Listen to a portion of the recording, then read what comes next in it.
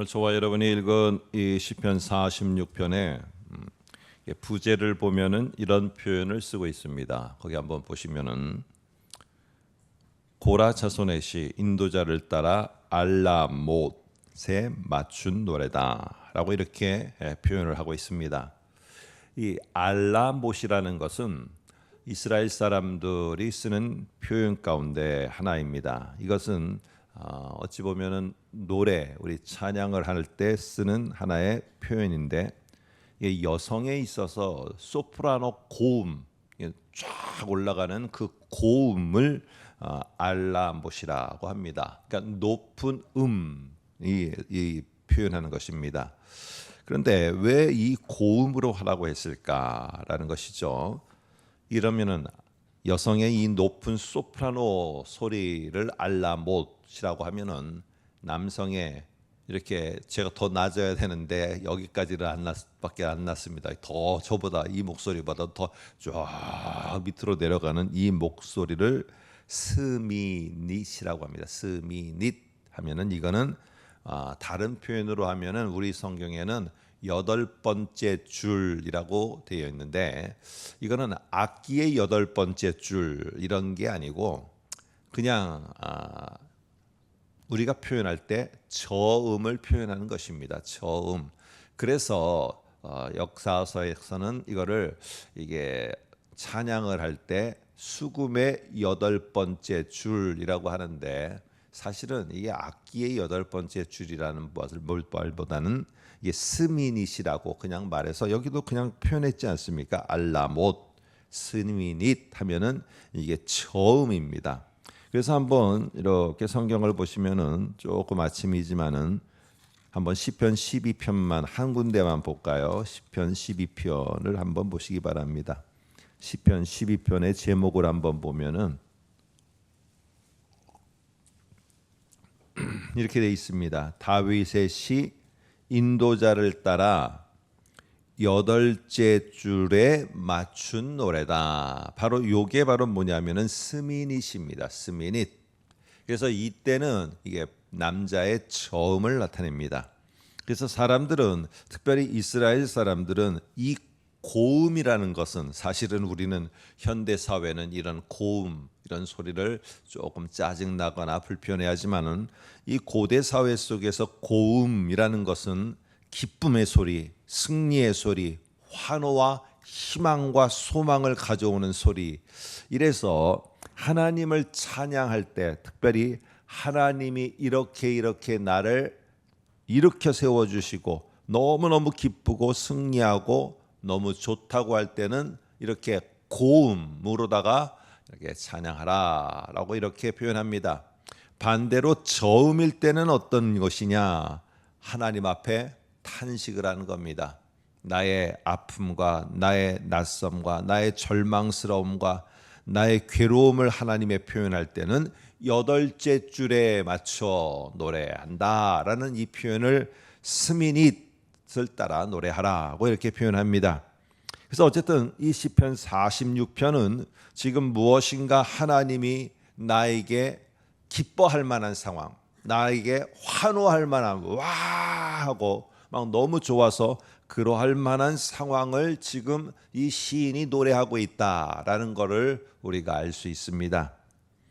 여기에 보면은 시편 46편은 이렇게 말합니다. 세상이 흔들리고 산이 무너지는 큰 난리 속에서도 하나님이 우리에게 승리를 주셨도다 하며 우리를 이기게 하신 것을 말합니다. 그러니까 묵직한 저음보다는 막 하늘로 뻗어 올라가는 이 고음으로다가 이렇게 하나님을 찬양해라라는 것입니다. 여러분 2절에 나오는, 여기에 보면은 이렇게 되어 있는데요. 2절서부터 보시게 되면 2절 3절을 보면은 땅, 산이 나오고 바다가 나옵니다. 그리고 3절에는 바다가 나오고 산이 나옵니다. 그러니까 이 중간에 지금 뭐가 핵심으로 자리를 잡고 있느냐 하면은 바닷물이 자리를 잡고 있어요. 그래서 바다가 땅을 변화시켜 버리고 산을 흔들어서 바다가 집어삼켜 버리고, 3절에도 바닷물이 솟아나 뛰놀고 산을 흔들어 버립니다. 이 시인은 지금 이렇게 비유적으로 바다가 무엇인지를 말하고 요동치는 바다가 무엇인지를 말하고 그리고 위험에 처한 산을 말하게 있습니다. 여기에 바로 요동치는 바다는 어떤 역사적인 어떤 나라를 지칭하고 비유하고 있는데 그게 과연 무엇일까? 오늘 이 시편 46편에 암시되고 있는 나라는 바로 아수르라는 나라입니다. 그래서 이 아수르 나라가 지금 이 바닷 물결처럼 세상의 나라들을 겁박하고 그리고 엄청나게 그 나라들을 흔드는데 이 산이라는 예루살렘, 이 산 형태를 가지고 있는 예루살렘, 바로 우리도 지금 이 아수르가 겁박하면서 흔들고 있다는 것입니다. 이 시대는 바로 어떤 시대냐면은 히스기야 왕 때입니다. 히스기야 왕 때 아수르의 사네립이라는 왕이 쳐들어와서 그 주변의 모든 나라들을 막 그냥 홍수의 모든 것들이 다 집어삼켜져 갖고 그리고는 떠내려가듯이 주변의 나라들이 다 그렇게 떠내려가고 있는 그 속에 이제 우리 예루살렘 이 산마저도 위협하며 집어삼키려고 막 달려오고 있는, 오늘 그래서 예루살렘을 포위하고 있는 이런 상황에서 바로 우리는 새 장에 갇힌 이러한 새처럼 이러지도 못하고 저러지도 못하고 곧 물이 차서 우리는 모두는 죽게 되고 우리도 떠내려갈 것 같은 이러한 모습의 상황 속에 있다는 것입니다. 그런데 이런 아시리아 군대는요, 이스라엘 유다 백성을 향해서 너희 하나님이 너희를 구원할 수 있겠냐? 계속 하나님을 조롱하고 하나님을 믿는다고 되는 게 아니다. 모든 나라들도 자신들의 신을 믿는다고 그렇게 부르짖었지만은 어느 나라 하나 우리의 이 바닷 물결에 살아남은 나라가 있느냐? 하나도 없다라고 조롱합니다. 정말로 나라가 사라지고 이 산이 물에 뒤덮일 공포의 순간이 오고 있습니다.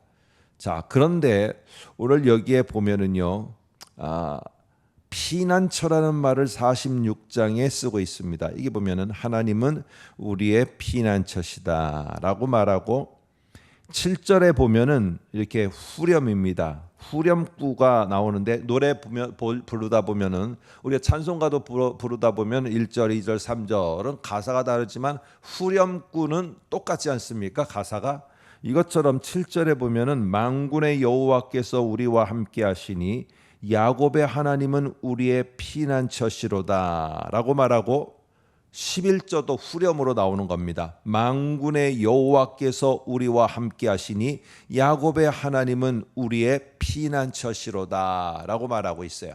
근데 이렇게 후렴구에 강조하는 말이 뭐냐 하면은 두 가지입니다. 하나님이 우리와 함께 한다는 것이고 하나는 하나님이 피난처라는 말이에요. 그런데 1절에 말하는 피난처와 7절과 11절에 말하는 피난처는 다릅니다. 우리 한글로는 똑같이 되어 있지만은 원문에도 다르고 이 내용도 다릅니다. 1절의 피난처는 우리가 찾아가는 피난처입니다. 누군가로부터 막 쫓기면은 우리가 숨어 들어가야 되는 그런 동굴과 같은 곳, 어디 바위 틈 속, 남이 나를 찾지 못하게 내가 가서 숨는 곳이 오늘 1절의 피난처입니다. 그런데 7절과 11절의 피난처에는 번호가 적혀 있어요. 그 번호 1번을 따라서 성경 밑에를 보면은 산성이라고 표현하고 있습니다. 그런데 산성이 아니라 이거는 사람 손이 절대로 올 수 없는 그러한 어떤 곳이냐면은 하나님께서 정말로 사람의 손이 감히 건드릴 수 없는 높은 곳, 이게 바로 7절과 11절에 나오는 피난처라는 단어의 의미입니다. 그러니까 손이 닿지 못하는 아주 저 높은 곳, 어느 누구의 손도 이거를 건드릴 수 없는 높은 곳이 바로 여호와 하나님인데, 여호와 하나님이 이렇게 높은 곳이라고 그러면은 추상적입니다. 그런데 아까 1절의 피난처는 내가 찾아가서 숨는 피난처예요. 그러니까 우리는 피난처만 생각하면은 우리가 하나님께 막 찾아가서 하나님을 피난처로 여기고 하나님께 숨어야 된다라고 하는데, 오늘 7절을 다시 한번 주의 깊게 보시기 바랍니다. 내가 찾아가 숨는 게 아니라 뭐라고요? 여호와 만군의 여호와께서 찾아오셔서 나와 함께하고 있어요. 여호와 하나님이 지금 내가 이렇게 물결에 휩싸여서 내가 떠내려갈 것 같은 이 상황을 보면서 여호와 하나님이 나를 찾아와 나와 함께하고 있는 겁니다. 내가 찾아가서 내가 여호와와 함께하는 게 아니라 여호와 하나님이 나를 찾아와서 다급하게 나에게 찾아와 나를 이 물결에 떠내려가지 않도록 나를 저 높은 곳에다가 덥석 두는 것입니다. 여러분, 어린아이들을 키워볼 때 갑작스럽게 뭐 병이 깨지거나 아니면은 방바닥에 물이 쫙 쏟아지면은 어떻게 합니까? 이 부모는 이 본능적으로요, 그 아이를 갖다가 벌썩 안아갖고는 책상 위로다가 딱 피난을 시킵니다. 그리고는 물을 닦고 아니면은 깨진 병 조각을 다 주워서 치웁니다. 여러분, 아이가 병 조각에 찔리든 말든 물에 미끄러져 넘어지든 말든 그냥 그것만 먼저 합니까? 절대로 그렇지 않습니다. 먼저 달려와서 그 아이를 높은 책상 위나 높은 화장대 위에 앉힙니다. 왜? 그 아이를 보호해야 되니까. 바로 이게 지금 오늘 7절과 11절에 나오는 하나님의 모습입니다. 하나님은 먼저 달려오십니다. 그런데 그 하나님이 어떤 하나님이냐? 만군의 여호와라고 말합니다. 하늘의 모든 천군 천사, 하나님의 모든 자들을 동원해서 우주의 모든 권능으로 다스리는 그 군대 지휘관이신 하나님의 모습으로 달려와 갖고는, 그리고는 어떻게 하느냐? 우리의 힘든 이 진영 속으로 들어와서 우리가 다칠까 봐 먼저 우리부터 저 높은 곳에다가 두시고 하나님이 싸워야 될 것, 하나님이 치워야 될 것, 하나님이 무찔러야 될 것들을 하나님이 해주시는 것이 이런 하나님이라는 것입니다. 이런 하나님이 달려오고 있으니 여러분 얼마나 소리를 지르겠습니까? 우리는 다 죽었구나 하는데 이런 하나님이 우리를 와서 우리를 높은 곳에 두시고 당신이 군대 지휘관이 싸우돼서 싸워주시기 위해서 내 곁으로 우리와 함께 하시기 위해서 오시는 그 하나님을 보니 와 소리가 나지 않겠습니까? 이런 하나님을 볼 때 이렇게 하는 사람이 어디 있겠습니까? 고음으로다가 와 하면서 이런 하나님을 찬양하고 이런 하나님을 맡고 있는 것입니다. 여러분, 개인적인 전략으로는 아수르를 갖다가 절대 이길 수 없습니다. 그런데 우주의 통치자 되시고 군대의 사령관 되시는 그분이 우리 곁으로 찾아오셔서 우리를 높은 곳에 두셨어요. 그러니 어떤 현실이 일어납니까? 8절을 한번 보겠습니다. 와서 여호와의 행적을 볼지어다. 그가 땅을 황무지로 만드셨도다. 그가 땅 끝까지 전쟁을 쉬게 하시며 활을 꺾고 창을 부수며 수레를 불사르시는도다 라고 이렇게 말합니다. 5절을 보겠습니다. 하나님이 그 성중에 계심에 성이 흔들리지 아니할 것이라. 새벽에 하나님이 도우시리로다. 새벽에 하나님이 도우시리로다 하며 한번 10절도 볼까요?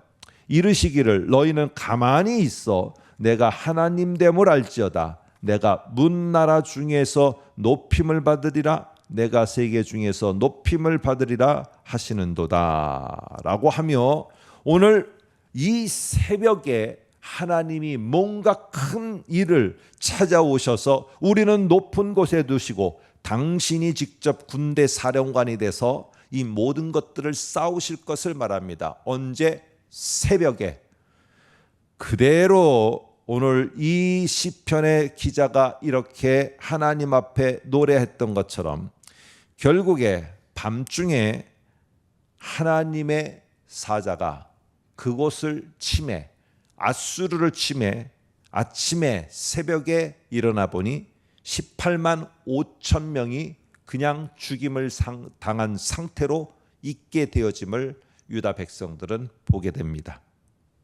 여러분, 세상이 산산이 조각나는 위기 속에서도 우리가 담대할 수 있는 거는 지금 저음 속에서 탄식하는 이 속에서 하나님이 지금 나를 방문하셔서 하나님이 나와 함께 하시면서 나를 지금 높은 곳에 계신다. 하나님, 제가 하나님께 피하여 갈 힘조차 없습니다. 괜찮다. 내가 갈 거니까 괜찮다. 그곳에 있어라. 내가 갈 거다. 하며 나를 향해 달려오셔서 저 높은 곳에다가 나를 두시고 이 상황과 싸워주시는 그 하나님, 그 하나님이 내게 오기 때문에 내가 저음의 탄식과 이런 불안과 두려움 속에 있다 할지라도 나를 높은 곳에 두실 그분이 오고 계심을 확신할 때 우리는 와 하며 오늘 이 새벽에 하나님을 찬양하고 하나님을 맞이할 수 있습니다. 또 그렇다고 이따 새벽에 기도할 때 소리 질러 갖고 모든 주변 사람들을 불편하게 하지는 마시고요. 의미가 그렇다는 말입니다. 의미가. 여러분 그렇게 소리를 또 지르라고 했다고 하게 질러서 깜짝 놀라게 하지 마시고 고음의 의미가 그렇다는 것입니다. 아무쪼록 이한 아침에 우리를 지키는 그 하나님, 그 하나님이 먼저 우리에게 달려와 나를 두실 때 두시고 먼저 싸워주시는 그 하나님인 것을 꼭 기억하면서 우리가 이번 한 해도 나를 먼저 찾아와 주시는 그 하나님, 그 하나님으로 인해서 우리가 저음의 상태에서도 고음으로다가 하나님을 찬양하며 기뻐할 수 있는 우리 모두가 되시기를 주의 이름으로 부탁드립니다.